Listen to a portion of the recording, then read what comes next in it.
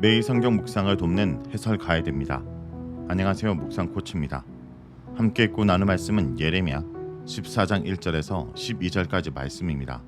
극심한 가뭄이 예루살렘과 유다 전역을 휩습니다. 사람뿐만 아니라 들짐승에게도 전면적이고 치명적인 기근입니다. 파국적 가뭄에 직면한 우리 공동체는 하나님께 나아가 탄식하며 도움을 간구해야 합니다. 1절에서 9절을 보겠습니다. 1절에서 9절은 탄식과 간구입니다. 가뭄은 도시와 농촌을 가리지 않고 전면적으로 닥칩니다. 급심한 가뭄으로 물이 없어 사람들이 어찌할 바를 모르고 부르짖기만 합니다. 유다는 슬피 울고 그 소문들은 지쳐 땅에 쓰러져 탄식하고 예루살렘은 절망적으로 부르짖습니다. 유다와 성문들과 예루살렘이 의인화되어 애도 행위의 주체로 등장합니다. 성문의 무리는 문자적으로는 그 성문들로 성읍들을 대표합니다. 고대 세계에서 성문 안쪽에 있는 넓은 공간에서 공적 모임을 가졌습니다. 부르짖음은 도움을 구하는 부르짖음보다는 절망적 울부짖음을 의미합니다. 3절에서 6절은 가뭄 피해를 구체적으로 기술합니다. 가뭄 앞에 예외는 없었습니다.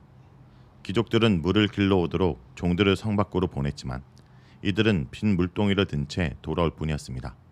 정치적, 사회적 지위도 가뭄 앞에서는 무용지물이었습니다.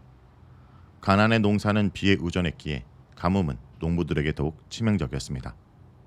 농부들은 불볕더위로 쩍쩍 갈라진 밭을 보며 어찌할 바를 모릅니다. 부끄러워하다라는 것은 맡겨진 사명이나 의무를 이행하지 못했을 때의 반응을 보여주는 표현입니다. 해야 할 일을 못했기 때문에 그들은 인정받지 못하고 인정받지 못하기에 부끄러워합니다. 종들은 물을 길러오지 못했기 때문에 농부는 농사를 짓지 못했기 때문에 부끄러워합니다. 머리를 가리다라는 것은 절망감의 표현입니다. 가뭄이 성의 귀족으로부터 지방의 농부까지 모든 사람을 절망에 빠뜨립니다. 급심한 가뭄은 들짐승에게도 치명적이었습니다. 풀이 말라 굶주림에 노출됩니다. 먹지 못해 젖이 나오지 않는 암사슴은 자기가 낳은 새끼를 들판에 내버리고 가뭄에 비교적 잘 견딘다는 나귀도 풀과 쉴 곳을 찾지 못하고 신음합니다. 본문에서 우리라는 공동체는 가뭄을 신학적 재앙으로 파악하고 하나님께 나아가 그분의 긍정적 개입을 호소합니다. 직면한 가뭄이 자신들의 죄 때문임을 전적으로 인정합니다. 대놓고 죄를 범하였기에 변명의 여지도 증인을 부를 필요도 없습니다. 여호와를 수없이 배반한 삶 자체가 백성의 죄를 고발합니다.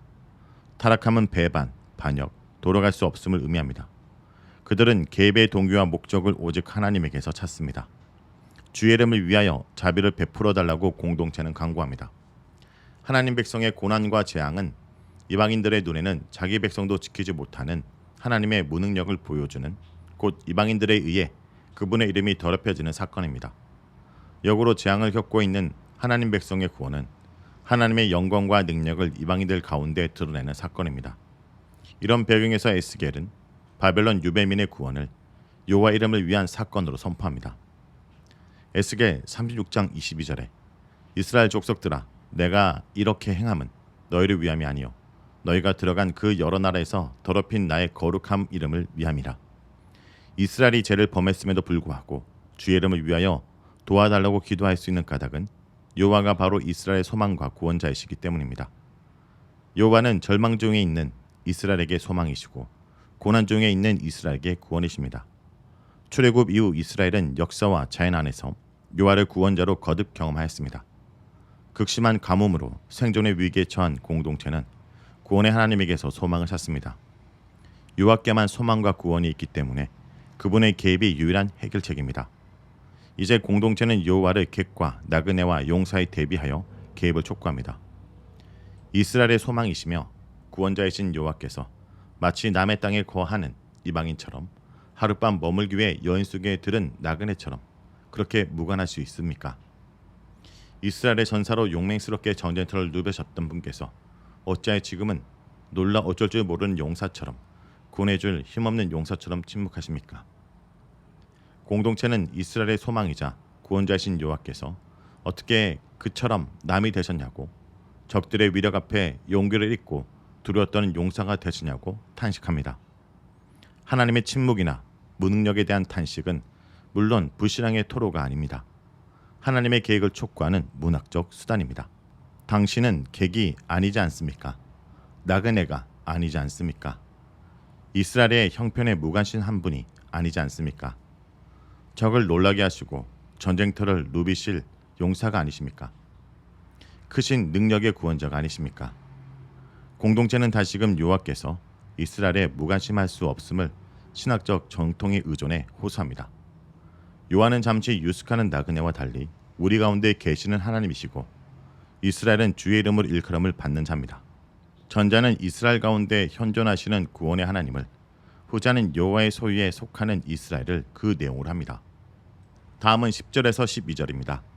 10절에서 12절은 간구에 대한 응답입니다. 우리 공동체의 간구가 여호와께 받아들이지 않습니다.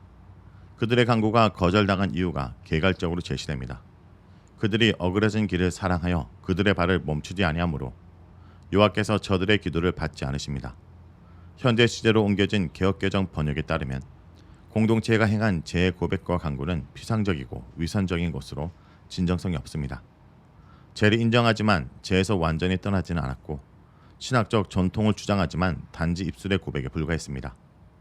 여호와께서 이들의 죄를 기억하기로 하셨기에 죄값을 치르는 것 외에 다른 길이 없습니다. 어그러진 길은 아마도 종교적 혼합주의를 가리키는 것 같습니다. 이들의 경건에는 신실함이 없습니다. 필요하면 여호와 하나님을, 그러나 또다시 바알을 찾아갔습니다. 여호와의 심판 의지는 단호했습니다. 여호와는 당신과 이스라엘 사이를 이어주는 모든 통로를 폐쇄하십니다. 이스라엘의 모든 종교적 제도를 무용지물로 만드십니다. 먼저 예언자에게 중보 기도를 금지를 명령하십니다. 그러나 중보 기도를 들어주기에는 이미 너무 늦었습니다. 예레미야는 백성을 위해 복을 구해서는 안 됩니다. 복은 원래 좋은 것으로 여호와께서 주시는 생명과 축복과 구원을 포함하는 개념입니다. 다음으로 종교적 행사가 그 기능을 박탈당합니다. 금식하며 부르짖을지라도 여호와는 듣지 않으십니다.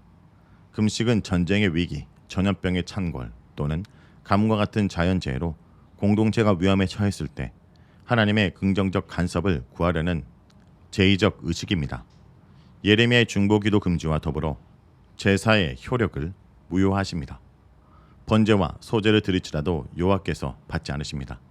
이는 여호와께서 이미 예루살렘 성전을 떠나셨음을 의미합니다. 예언자의 중보와 금식과 제사가 여호와께서 인정하시는 것들이긴 하지만 그 자체의 효력과 목적이 있는 절대적 제도는 아닙니다. 중보와 금식과 제사의 수용 여부는 받으시는 분의 결정에 속합니다. 여호와의 거절은 이스라엘을 심판하려는 그분의 결정이 최종적임을 보여줍니다. 이스라엘은 여호와의 징벌을 운명으로 받아야 합니다. 칼과 기근과 전염병은 재앙 선포에 자주 등장하는 표현으로 요한은 혼합주의에 빠진 이스라엘을 전쟁으로 심판하십니다. 많은 사람이 적의 칼에 맞아 죽고 칼을 피해 살아남은 자들은 기근과 전염병으로 죽습니다. 누구도 여호와의 심판에서 안전하게 목숨을 구하지 못합니다. 자, 여기까지가 예레미야 14장 1절에서 12절까지 말씀입니다. 오늘 말씀을 통해 우리는 무엇을 묵상하고 적용해야 할까요? 하나님은 급심한 가뭄을 보내 유다를 징벌하십니다. 가뭄은 하나님의 심판 수단입니다.